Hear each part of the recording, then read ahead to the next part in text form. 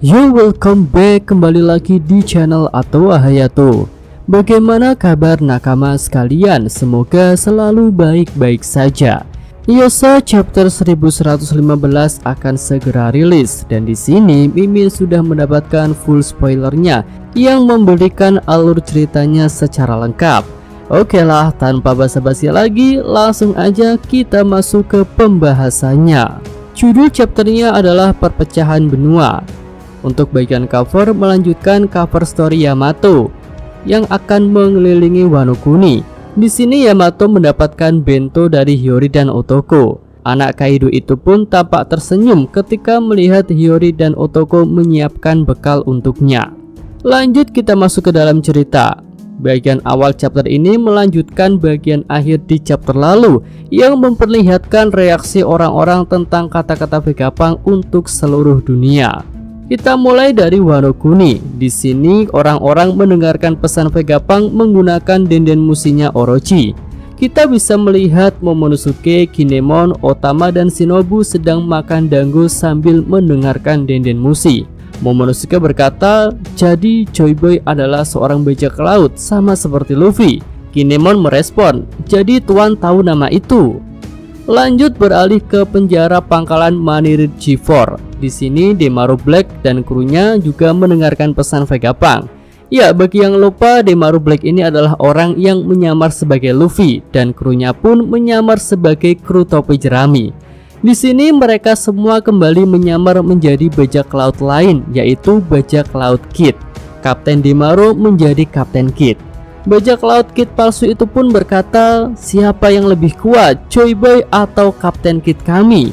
Nah, Demaru Black alias Kapten Kid palsu menjawab, tidak adil membandingkannya karena Joy Boy sudah mati. Lanjut kita beralih ke Pulau Egghead. Di sini Luffy, Dory dan Brogy masih berlari-larian menghindari serangan dari Gorosei Walkuri. Sementara itu Vegapunk melanjutkan pesannya. Ilmuwan itu berkata, untuk menjelaskan kenapa Joy Boy disebut bajak laut, pertama-tama saya harus bicara tentang abad kekosongan. Aku hanya membaca sebagian kecil dari Poneglyph, tapi Poneglyph itu adalah catatan dari sebuah pertempuran besar-besaran yang terjadi pada abad kekosongan. Dan musuh Joy Boy adalah pemerintah dunia saat ini.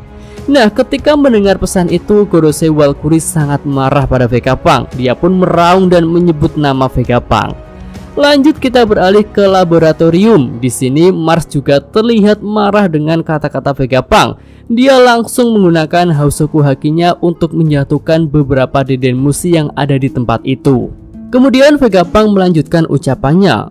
Musuh Joy Boy itu tepatnya adalah pasukan aliansi yang terdiri dari 20 negara, yang kemudian mereka akan membentuk pemerintah dunia hingga saat ini. Dengan kata lain, Joy Boy dan kelompoknya itu sangat kuat sehingga diperlukan kekuatan dari 20 negara untuk bisa melawannya. Nah, saat Vegapunk mengatakan hal itu, muncul sebuah panel yang menggambarkan Joy Boy dalam wujud Nika. Ya, kurang lebih seperti Luffy pada jilid 5 ya. Di sini Joy Boy bertarung melawan banyak raja karena lawan-lawan Joy Boy itu menggunakan mahkota.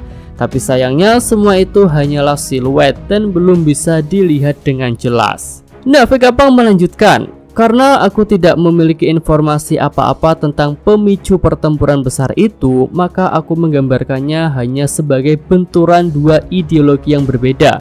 Jadi di sini belum jelas siapa yang benar dan siapa yang salah, ataupun siapa yang baik dan siapa yang jahat. Nah, kita beralih ke Pulau Zu. Di sini ada Wanda dan Carrot beserta beberapa suku Ming lainnya. Mereka terlihat sedang mendengarkan pesan Vegapunk. Vegapunk melanjutkan ucapannya. Seperti yang saya sebutkan sebelumnya, negara tempat tinggal Joy Boy adalah negara yang sangat maju dan pada masa 900 tahun lalu sudah bisa membuat senjata-senjata modern. Dan peradaban mereka saat itu tidak bisa ditiru oleh teknologi masa kini, bahkan bagi saya sekalipun yang terkenal jenius ini. Dan dari situlah masalah kita berasal. Nah, kita beralih ke bajak laut Foxy. Mereka mendengarkan pesan Vegapunk di perahu kecil yang lusuh karena kapal besar mereka sudah disita. Sebagian besar kru sudah tidak ada, hanya terlihat Foxy, Pochi, dan Hamburg. Mereka semua memiliki perban dan luka.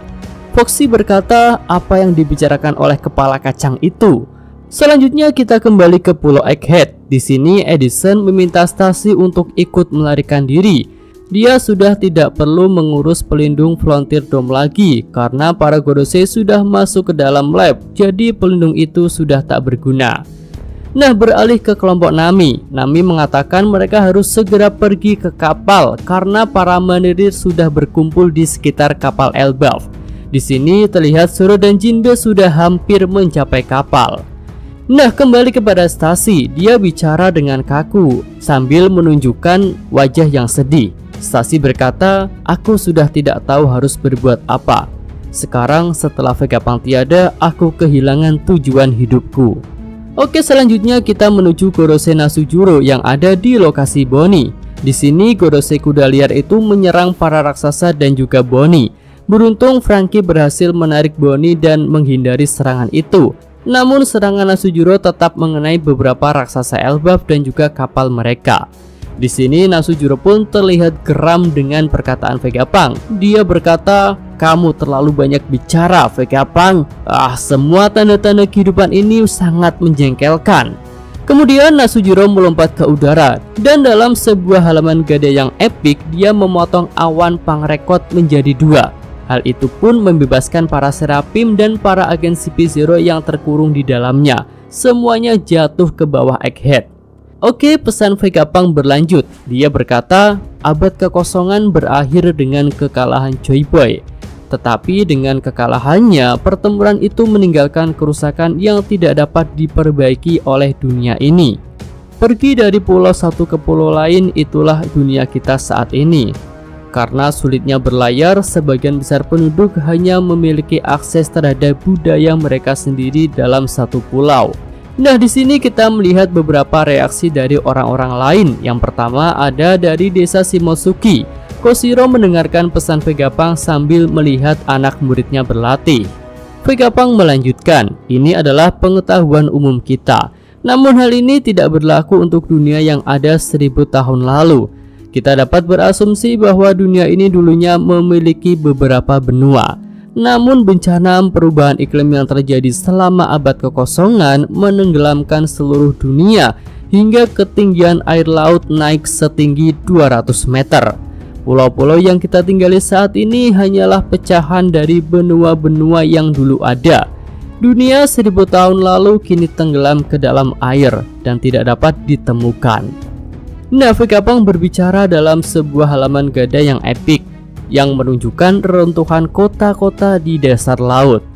Terlihat lebih banyak reaksi orang-orang di seluruh dunia, seperti pasukan revolusi di kerajaan Kamabaka, lalu ada Nojiko dan Genso di desa Kokoyashi.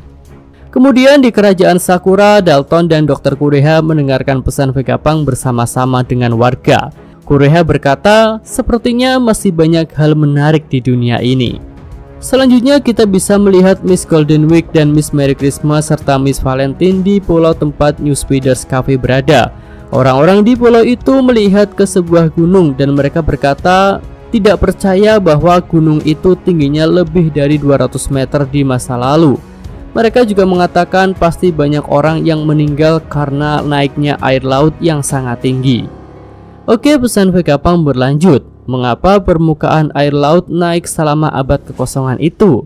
Masuk akal jika kita berasumsi bahwa bencana seperti itu sepertinya disebabkan oleh bencana alam. Tetapi setelah menelitinya, saya mengambil kesimpulan jika tidak mungkin perubahan besar itu hanya terjadi dalam kurun waktu 100 tahun. Saya pun menyimpulkan bencana itu sebenarnya adalah buatan manusia.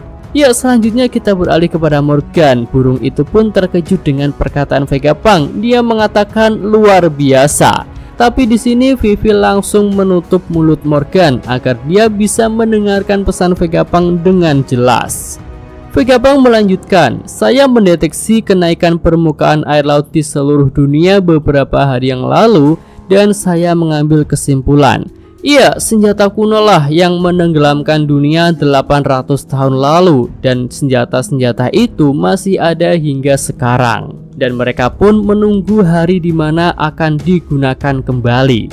Kemudian kita beralih ke Mariejoa. Di sini terlihat sosok Im Sama sedang bermain dengan kupu-kupu. Dia pun belum mengatakan apapun. Nah, pada akhir chapter ini Vegapunk menutup dengan kata-kata yang cukup mengerikan.